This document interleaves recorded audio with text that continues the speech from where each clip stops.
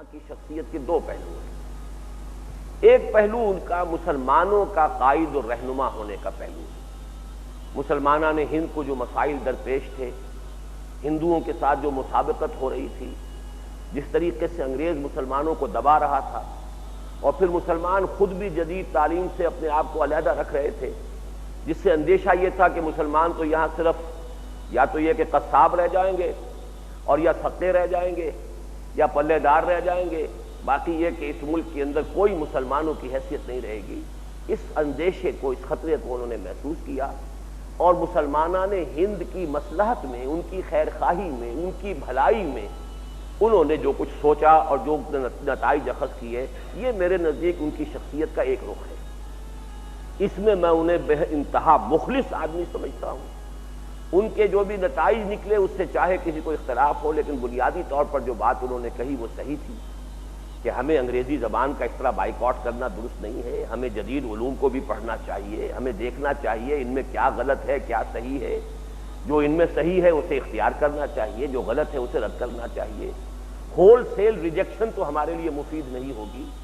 جبکہ ہمارا جو ہے مسابقت ہماری ایک ایسی قوم سے ہے، ہم سے 3 گنا 4 گنا تعداد میں ہے، وہ انگریزی پڑھ رہی ہے، سائنس پڑھ رہی ہے، وہ آگے بڑھ رہی ہے۔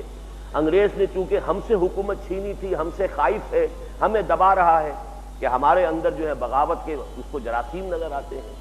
ہندو پہلے بھی غلام تھا، پہلے مسلمانوں کا غلام تھا، اب انگریزوں کا غلام ہو گیا، تو اس کو کوئی وقت دقت محسوس نہیں ہوئی، اس نے انگریز کے ساتھ فوراً مصالحت کر لی۔ ان سارے حالات میں جو رائے ان کی تھی نہایت مخلصانہ، نتائج کچھ بھی نکلے ہوں، لیکن یہ کہ جہاں تک ان کی نیک نیتی کا تعلق ہے، ان کے خلوص کا تعلق ہے، اس میں مجھے کوئی شک نہیں۔ یہ ان کی شخصیت کا ایک رخ ہے، بلکہ یہ بھی کہ وہ خود ایک نہایت پابند صوم و صلات انسان تھے۔ نہ صرف پابند صوم و صلات تھے، سب کو معلوم ہے ان کی داڑھی، وہ تو یوں سمجھیے کہ آج کل تو شاید ہی کہیں اس قسم کی داڑھی نظر آتی ہو کہیں۔ پھر یہ کہ ان کا پردہ ان کے گھر میں اتنا سخت تھا کہ اس وقت کے گورنر نے، یو پی کے گورنر نے یہ کہا کہ میری بیگم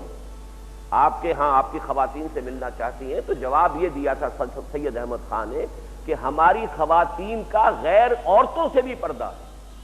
اور واقعہ یہ ہے کہ سورہ نور میں جو الفاظ آئے ہیں وَنِسَائِهِنَّ، محرم جو ہے وہ در حقیقت جب ان کی فہرست آئی ہے سب کی، جن کے سامنے کوئی مسلمان عورت اپنی زیبائش اور آرائش کے ساتھ، زینت کے ساتھ آ سکتی ہے، تو وہاں پر تمام عورتیں نہیں کہا گیا، وَنِسَائِهِنَّ، ان کی اپنی جو عورتیں۔ اس پر انتہا درجے میں عمل کیا، اور جرأت کا عالم دیکھیے کہ lieutenant governor of U P, اور اس کو جواب دے رہے ہیں سر سید احمد خان کہ ہماری خواتین کا غیر خواتین سے بھی پردہ ہے۔ تو معلوم ہوا کہ جہاں تک خود دین پر عمل پیرا ہونے کا تعلق ہے، اس میں کوئی کمی نہیں تھی۔ اسی طریقے سے حضور صلی اللہ علیہ وسلم سے ان کی محبت جو ہے، واقعہ یہ کا آپ اندازہ نہیں کر سکتے۔ جب وہ کتاب لکھی گئی ہے، حضور کی سیرت کے اوپر حملے کیے گئے ہیں، اور کرنے والا وہی شخص تھا گورنر یو پی کا، تو آپ کو معلوم ہونا چاہیے کہ اس کا جواب جو لکھا ہے سر سید احمد خان نے براہین خطبات احمدیہ کے نام سے، وہ بہت زبردست ایک کتاب ہے، اور اس کتاب کے لیے وہ انگلینڈ گئے ہوئے تھے، اور اس کو چھپوانے کے لیے ان کے پاس پیسہ نہیں تھا۔ انہوں نے یہاں پیغام بھیجا کہ میری کوٹھی بیچ دو اور مجھے وہ رقم فراہم کرو تاکہ میں وہ کتاب شائع کر سکوں۔ تو میں نے یہ ساری باتیں اس لیے کہی ہیں کہ مجھے سر سید احمد خان سے کوئی قد نہیں ہے، کوئی بغض نہیں ہے، کوئی دشمنی نہیں ہے، لیکن ان کی شخصیت کا ایک دوسرا پہلو ہے جس کو ماننا پڑتا ہے۔ انہوں نے اپنے آپ کو ایک مفسر قرآن کی حیثیت سے بھی پیش کیا، انہوں نے اپنے آپ کو دین کے ایک ترجمان کی حیثیت سے بھی پیش کیا۔ اب یہ فرق دیکھیے، قائد اعظم محمد علی جناح کا معاملہ یہ ہے کہ وہ صرف ایک سیاسی رہنما بنے، انہوں نے کہیں مفسر بننے کی کوشش نہیں کی، کہیں محدث بننے کی کوشش نہیں کی، کہیں کسی دینی مسئلے کے اندر رائے دینے کی کوشش نہیں کی، لہذا اس اعتبار سے ان کے لیے بہت ہی وہ معاملہ محفوظ رہا ہے۔ سر سید احمد خان کا معاملہ یہ ہے کہ انہوں نے 15 پارے کی تفسیر لکھی ہے، وہ مفسر کی حیثیت سے سامنے آتے ہیں، مکمل نہیں کر سکے لیکن پورے 15 پارے کی تفسیر لکھی ہے۔ پھر یہ کہ انہوں نے بہت سی دینی جو تعویلات کی ہیں، اس میں یقیناً بہت بڑی بڑی گمراہیاں ہیں، بہت بڑی بڑی ٹھوکریں ہیں جو انہوں نے کھائی ہیں۔ انہوں نے جنات کے وجود کا انکار کیا ہے، جن کوئی نہیں ہے، صرف اجڑ گنوار قسم کے لوگ جو ہوتے ہیں، مشتعل مزاج، وہ جن کہہ دیے گئے۔ انہوں نے فرشتے کا انکار کیا ہے، فرشتہ کوئی شے نہیں ہے۔ جبریل امی قرآن با پیغام نمی خام ہما گفتار معشوق قرآن کے مندارم، مجھے کچھ کسی جبریل کا لایا ہوا قرآن نہیں چاہیے،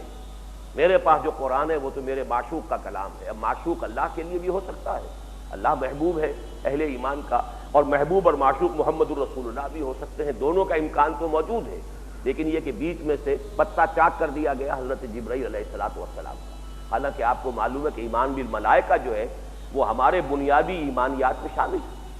آمنت باللہ وملائکتہ وکتبہ ورسلہ والیوم الآخر والقدر خیرہ وشرہ من اللہ تعالی والبعث بعد الموت، اللہ کے فوراً بعد اس کے ملائکہ پر ایمان۔ اس اعتبار سے سر سید احمد خان ہی سے استخفاف حدیث کا فتنہ شروع